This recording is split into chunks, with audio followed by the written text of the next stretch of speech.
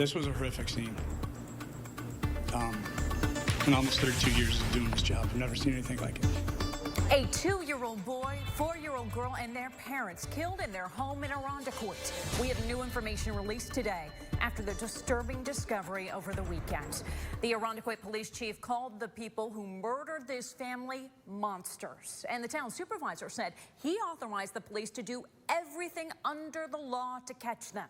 Chief investigative reporter Berkeley Breen is live on Knapp Avenue in Irondequoit. Now, Berkeley, break down what happened for us.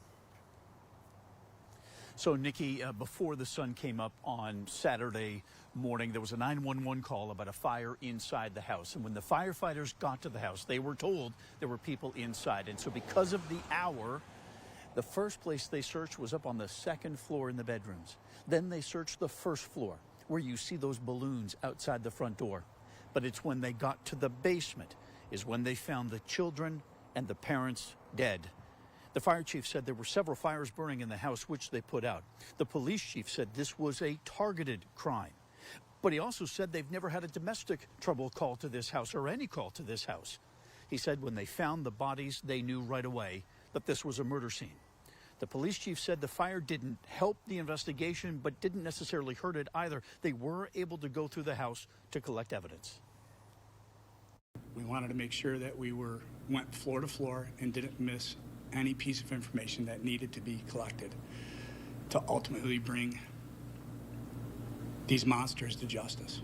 Chief, any idea who these monsters are? At this point, no.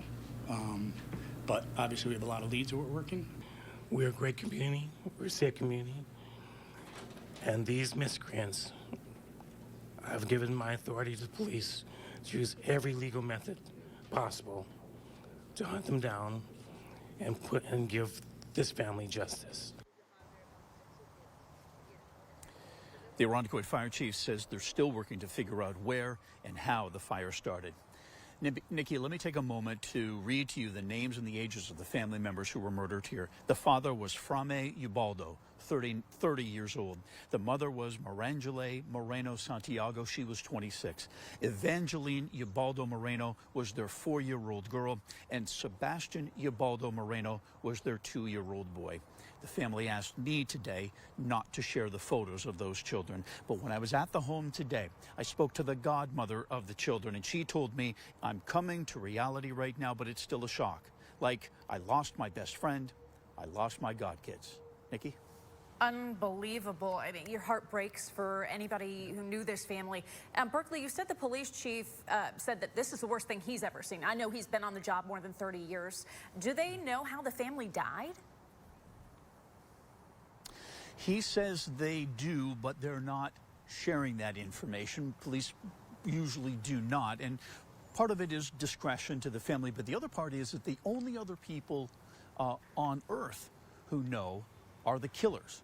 And so in the course of the investigation, if they hear somebody talking about those facts, that's a clue to the police. Important to hold some of that information private. Berkeley, thank you for your coverage.